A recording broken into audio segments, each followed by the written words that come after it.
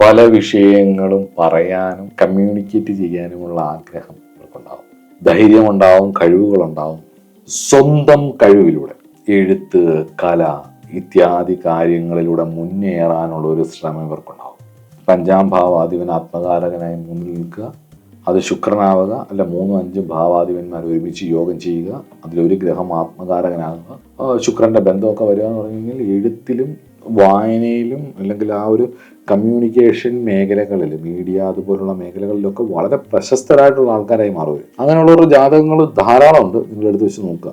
എട്ടത്തി ചാടി ചെയ്യാന്ന് മറ്റുള്ളവർക്ക് തോന്നുമെങ്കിൽ പോലും കൃത്യമായ ധൈര്യത്തോടു കൂടി തീരുമാനങ്ങൾ എടുക്കേണ്ട ജീവിത സാഹചര്യങ്ങൾ ഇവർക്കുണ്ടാകും എന്നുള്ളതാണ്. നോ പറയാനും മിസ് പറയാനും പഠിക്കുക എന്നുള്ളതാണ് ഏറ്റവും വലിയ കാര്യം. ആത്മകാരഗ്രഹം 3-ൽ നിന്നാൽ അത് ബലവാനാണെന്നുണ്ടെങ്കിൽ ഇവർക്ക് മറ്റാരും കാണാത്ത രീതിയിൽ അത് മനസ്സിലാക്കി പെരുമാറാനും ആ റിസ്ക് എടുക്കാൻ തയ്യാറാവുക.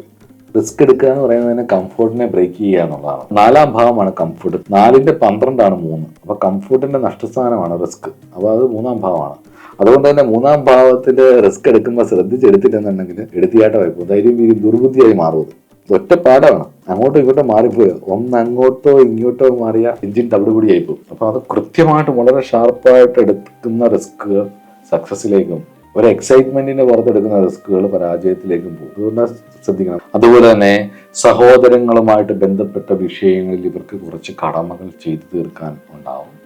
പ്രധാനപ്പെട്ട ഒരു കാര്യം എന്ന് പറയുന്നത് ആത്മകാരഗ്രഹം 3-ൽ മോശമായിട്ടൊക്കെയാണ് നിൽക്കുന്നത് എങ്കിൽ നിങ്ങൾ കുറച്ചൊന്ന് ശ്രദ്ധയോടുകൂടി ഈശ്വരനെയൊക്കെ ആശ്രയിച്ച് എടുത്ത് ചാടാതെ കാര്യങ്ങൾ ഒരു 25 പ്രാവശ്യമെങ്കിലും ഒരു വിഷയത്തെക്കുറിച്ച് ആലോചിച്ചിട്ട് ചെയ്യാൻ ശ്രമിക്കുക എന്നുള്ളതാണ്.